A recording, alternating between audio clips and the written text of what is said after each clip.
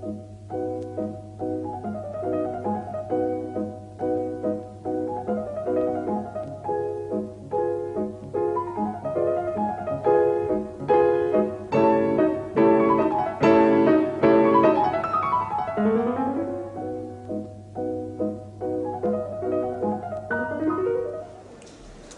come to Friburgo in West Germany, where I'm going to be talking to a man who, for something like half a century, has been one of the dominant influences on Western thought. He's a philosopher, a political theorist, an economist, a logician, and now widely believed to be the inspiration behind Mrs. Thatcher and her government. He's Professor Friedrich von Hayek. Professor Hayek, I'm sure you'll be well aware that to many people in Britain, and particularly on the left, you are a kind of bogeyman. You are believed to want to throw people out of work, send children down the coal mines again, grind the faces of the poor in general. I don't suppose you share that view of yourself, but would you like to start by telling us how what you obviously regard as a complete misconception of your thought has arisen? Well, naturally I don't share it, but I must say I understand it. If you tell somebody that his past has led him to the morass, to withdraw may be even more painful than to go on where you are. And I am, I admit, in fundamental disagreement with the whole tendency policy has taken over the last generation, and I believe that the present difficulties are all due to this, and that to cure or stop the decline of Britain requires no less than a complete change of course. That means that I do not believe, as many people would agree, that socialism is half right. I'm convinced it's all wrong. And that is my starting point. What is the dominant tendency that you speak of that you think has led us into the morass? That we're not willing to accept the guidance by the price mechanism, which alone can enable us to create a system of international coordination where the individual efforts are not guided by the concrete knowledge of the results, but where we work for something about we only learn by abstract signals, the prices. Why is that the only possible mechanism? Because we don't possess the knowledge. The knowledge of facts is widely dispersed. We want to make use of knowledge possessed by millions of individual people, which they can only use if they are fed signals about the general situation. You can't reverse it, you can't possibly concentrate this knowledge. But the whole order of international cooperation has been built on such a signaling system where signals tell you about facts which nobody knows concretely in their totality. And I may add, such signals you cannot correct. You cannot correct signals which inform you about circumstances you don't know. And these signals you mean are the prices in a free market? Entirely the prices in the free market, which alone have made the present level of wealth possible. But isn't the system fundamentally unjust in that, first of all, it only rewards in economic terms. Secondly, it rewards people in a way which may well be wholly disproportionate to their merit. I admit both of this, but it can't be just. I mean, a guide system which decides which things happen to be most important for the rest of man and person cannot take any concern of the merits of the individual. Whether at a particular moment your services are very valuable to your fellow man or not does not entirely depend on you. And what we need is that people are forced to do what is beneficial to the rest, irrespective of what merit there is behind it or not. The whole idea that society can be made to behave according to human conceptions of individual morals is completely mistaken. We cannot accept from society that it's a concept that just is not applicable to society. But surely, can't we, even if we accept your basic premise, can we not reward people in our society, not perhaps according to a scale of their virtue, but at any rate according to a scale of their needs? After all, the needs of one individual and another do not differ according to his ability to compete in the market. No. What we can but can only in a wealthy society, is to assure for all a certain minimum below which nobody needs to fall. Beyond this, we must use the signaling system of prices as the indicators what people ought to do. And that can have nothing to do with their individual merits or needs. Indeed, it will probably help them more to satisfy their needs if they are constantly directed to where their efforts brings the greatest benefit to their fellows than if we try to assess the rewards according to needs. It just cannot be done generally. It leads only to some people who have political powers being privileged. But isn't it a philosophy based essentially on selfishness? That is to say, the only spur, it seems, is gain. What about altruism? Where does that come in? It doesn't come in. See, both altruism and solidarity are very strong instincts which guided man in the small group where he was serving known other persons, when his efforts were directed to the needs of familiar people. Now, we have grown as rich as we are because we have replaced this by a system where we no longer work for the known needs of known other people and no longer use the known assistance of other people, but where our effort is completely guided by price signals, which for the individual means that I must use my resources, or that's a maximum of excess of what resources is sacrificed for the purpose. But the justification is not my benefit, but that in this way I benefit my fellow man most. So it does happen that so far as commercial activities or economic activities are concerned, we will benefit our fellow men most if we are guided solely by the striving for gain. We are then completely free how to use what we have learned. And there, of course, the desire for being altruistic comes in very strongly, but not in the ordering principle of our society. Well, where did it go wrong then? When did we get off the rails? Because there was once, at any rate, an approximation to what you're talking about. I presume you agree that it can never be perfect. No, there can never be a perfect market system. But there was once an approximation. What went wrong? Well, I think mainly in the last century, two things happened. On the one hand, the general familiarity with the morals of the market, which were unquestionably accepted by all the members of small enterprise, by the apprentice, by the servant of the farmer and so on, was no longer naturally learned by everybody as a large organization grew. It happened to begin in manufacturing, but by now it's no longer only the factory, it's equally government organization and so on, where thousands of people grow up without any contact with the market, and their children no longer learn it automatically. Now this coincided with a very profound philosophical influence. They not only lost a certain moral traditions, they were definitely told by the philosophers, oh, all these traditional morals are nonsense anyhow. They are superstitious taboos which you cannot intellectually justify. And so arose a new movement, and that's how I should describe socialism as an intellectual force, in which people tried to invent new morals in order to assist those natural instincts which the man still carried over from his primitive life. Instincts which had been adapted to the face-to-face society, where you were serving the needs of people whom you knew and using instruments you knew and discrediting all the rules which had made the large market economy possible.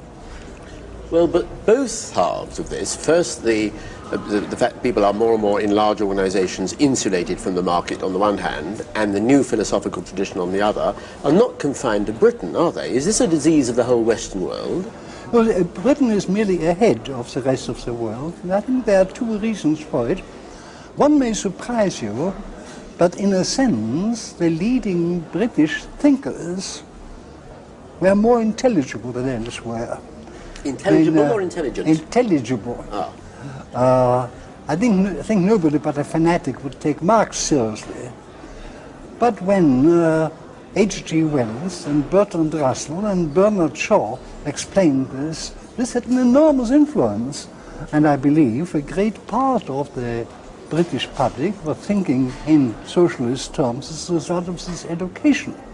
The second factor, which is also specifically British, is that the great sympathy which the general public had with the trade unions enabled them to an extent to upset the market system, which was not possible elsewhere, just because the trade unions did not enjoy that sympathy. I think there's still the great obstacle to a reform, the illusion that you can induce people who have been granted special privileges, and that's true of the leaders of the trade unions, by nicely talking to them to abdicate these privileges is just nonsense. I think the first problem for Britain at the present moment is to free the way for new developments by reducing the coercive powers of the trade unions, which are not a result of giving them the general law, but by conferring privileges upon them, and then to restore the market, which will essentially need a monetary reform, the end of inflation. We mustn't forget that our present system is always so obstructed that in fact we probably can keep it going only by inflation. So we must first free the price mechanism, then restore a sound currency, and then there's no reason why Britain shouldn't return to old prosperity. But you see, this brings me to another charge often levelled against you, which is that this is all very well in theory, but how do you actually bring it about in practice in the real world that we all have to live in? You talk about trade union privileges, very well. How would you go about reducing those if you think that is the vital element in our progress? It is vital. It means that we have to take measures which in the first instance will be extremely painful, and that is the reason why I'm not sure that things may not have to get much worse before we are willing to take on us what is really required. Both to stop inflation and to restore a functioning market will cause a great deal of further disorganization, as we now see an increase of unemployment, which may be temporary, but which is not an aim of policy, of course, but an inevitable result if you stop the misdirection of resources, which was the effect of inflation in the past. So we have to face ourselves to very severe hardships if we are to return to that self-directing automatic system which alone can restore British prosperity. But and it's not only, I usually say it of inflation only, that no stabilization has ever been achieved without what we call the stabilization crisis. But in Britain it means much more. It means not only that stopping inflation is bound to bring about a very unpleasant process of unemployment, of bankruptcies and so on, that much more is required. Now my point is about the whole thing, in particular inflation, that you cannot drag out this process slowly. No government can stand a policy which would cause misery for 3 or 4 years. You must get it over in relatively few months. And the idea that you can do it slowly and still succeed is a complete illusion. I think I ought to add here a thing on your initial remark. I don't want to make it quite clear that I would never presume to advise Mrs. Thatcher, and I do not. I have no contacts in this sense. I'm of course delighted to hear that she generally believes in my sort of philosophy, but I have not got that particular knowledge about what is politically possible. She knows. I hope the right measures are already politically possible, but possibly, I think, as I said before, things may have to get much worse before they become possible. But is there no other route to it? What about some form of general cooperation, people understanding the problem and without the pain that you describe, solving our problem? Why can't that be done? See, and all men of goodwill, and there are plenty of them around still after all, if all men of goodwill cooperated together.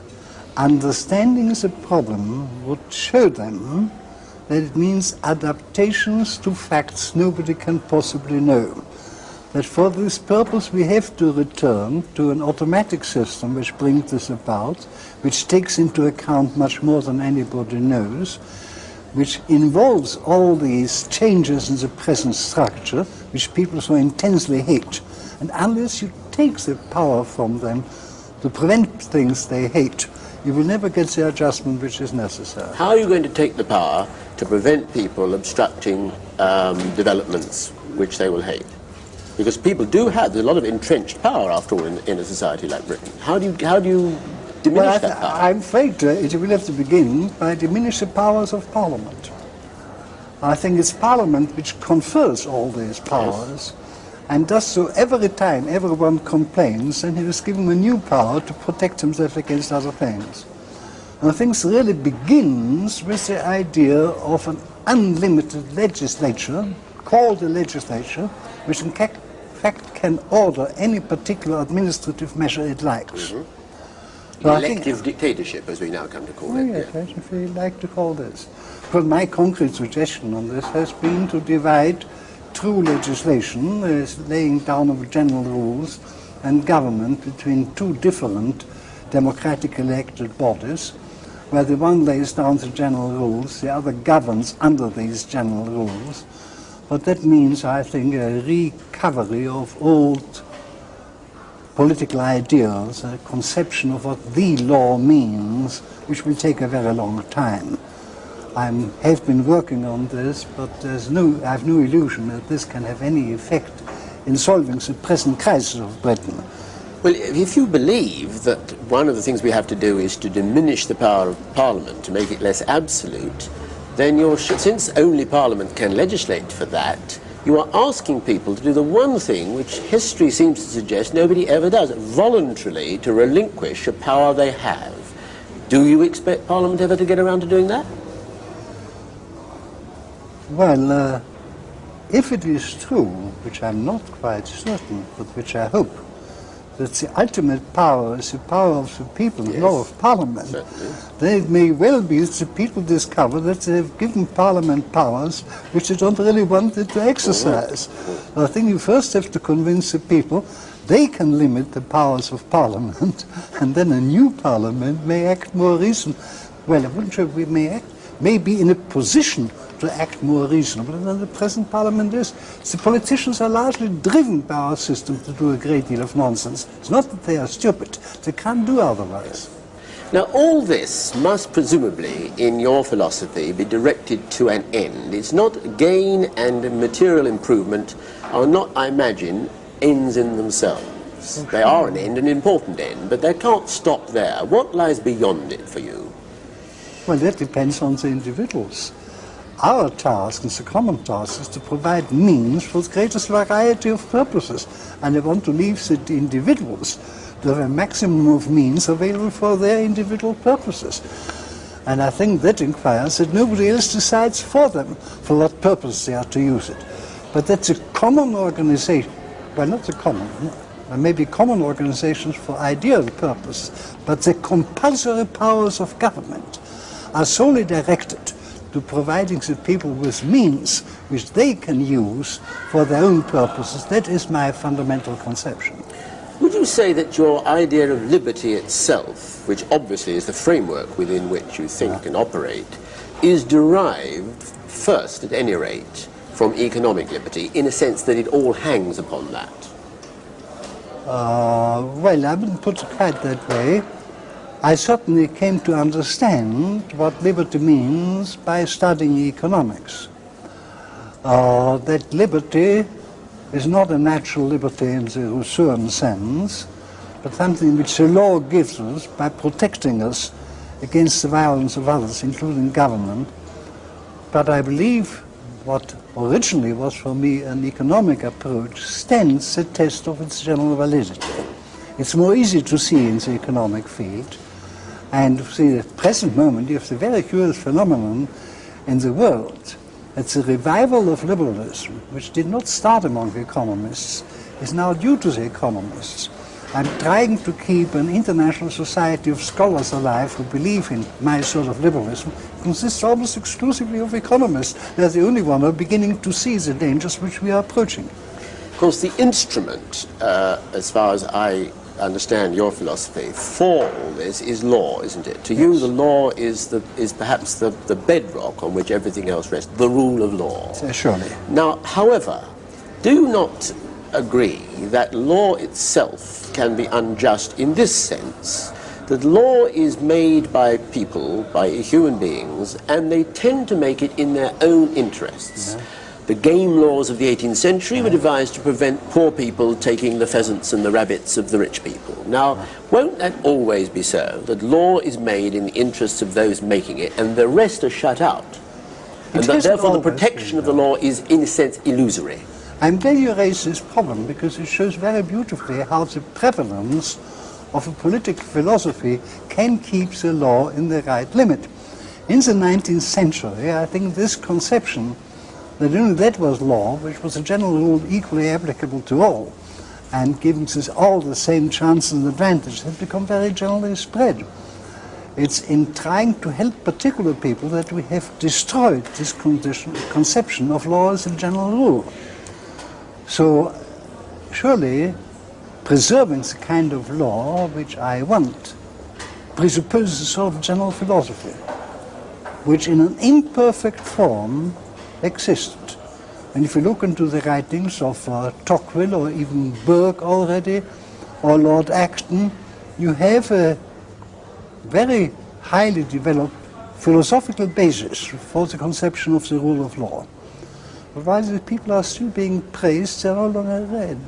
Incidentally, if I may, I find one of the most interesting sources of the legal philosophy of the free society in the writings of the English legal philosophers of the 19th century. People like Maine and Maitland and Pollock and Dicey. I think there we find a deeper understanding of the basic principle of liberalism than anywhere else.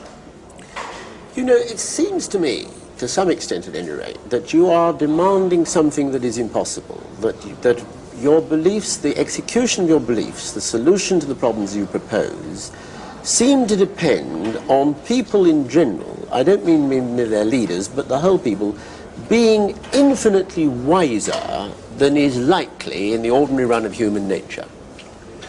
No. I think you're right to that extent that what I'm wanting may be impossible in the present state of opinion. And then I must return to what I say, maybe things have to get much worse before we can do anything. But it's not a question of wisdom.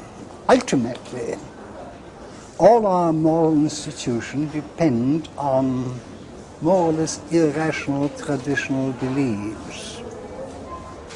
And while it may be very difficult deliberately to create a tradition, just as the intellectuals of the 19th and early 20th century have created a bias towards the socialist conception, I think a change of opinion in the intellectuals may, without their being understood, again create a moral background of opinion which is really favorable to liberty in my sense.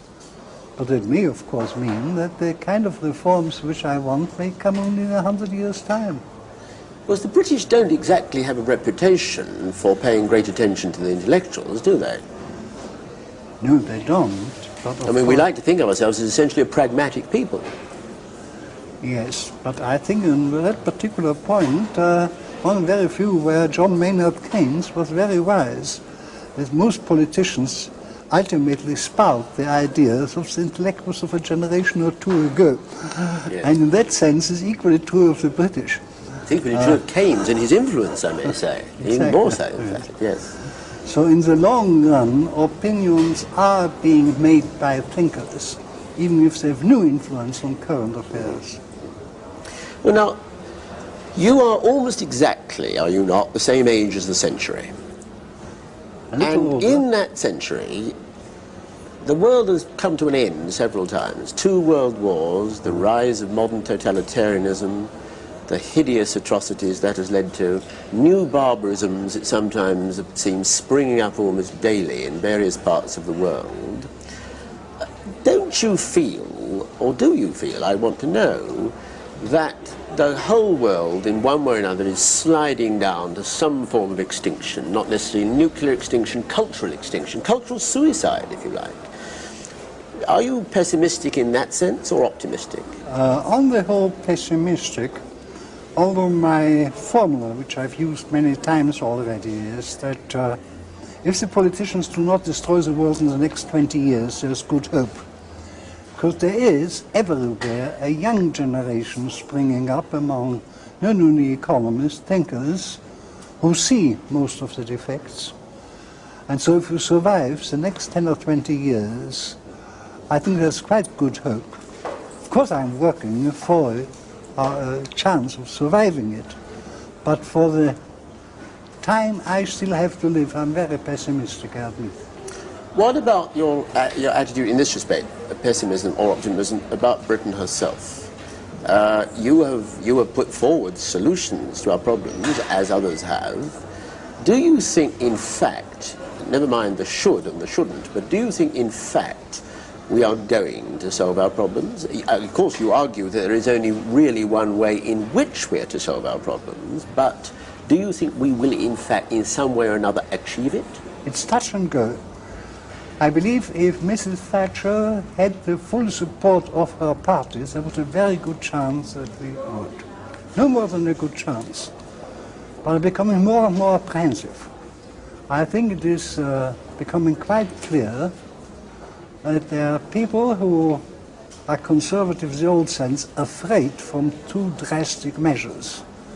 And Britain now needs drastic measures. Britain has gone so far on the downhill slope that a cure must be a fairly quick and fairly painful process. But surely isn't this argument fundamentally incompatible with democracy? Because in the end, in a democracy, the people will decide, and people will not, or perhaps they will, but I think on balance it seems probably will not, willingly face going into greater pain, greater upheaval, greater difficulty, great unemployment, all the rest of it. People don't want that. Naturally they don't want it. Surely democracy itself will stultify your hoped-for advance. Well, I think you are too pessimistic about the views of the people at large. Our present form of democracy, which puts politicians under pressure to satisfy any number of special interests, I think is pretty hopeless. But as regards the views of the people at large, I'm not so pessimistic. Somebody who has really power to explain to them, remember Churchill in 1940? He succeeded in changing around public opinion at a time when the British intellectuals, if I may say so, were in a lamentable state of complete collapse. And yet one man could rally the people to a resistance against something which they knew would be extremely painful. It would have been much easier in 1940 to give in to Hitler. Nothing would have happened. I think in the same sense it is conceivable, and if I may mention one way, in Parliament it seems impossible now to get drastic action of depriving the trade unions of their privileges. I think if you put to the people at large in a referendum the simple question, are the trade unions to be deprived of all the special privileges not granted to other citizens, you would get an overwhelming majority. So in a sense I would appeal to democracy on the route, rather. I'm not hopeless about democracy. People may will the end, will they also will the means? To say that depriving the trade unions of their privileges, people may say, yes, yes, let's do it. Do you think people are willing to face the upheaval, the industrial chaos that would inevitably follow such an attempt? Well, I hope that if Parliament has very definite instructions from a referendum in rather general terms, it may be difficult from the Parliament to avoid this duty or escape this duty. Thank you very much.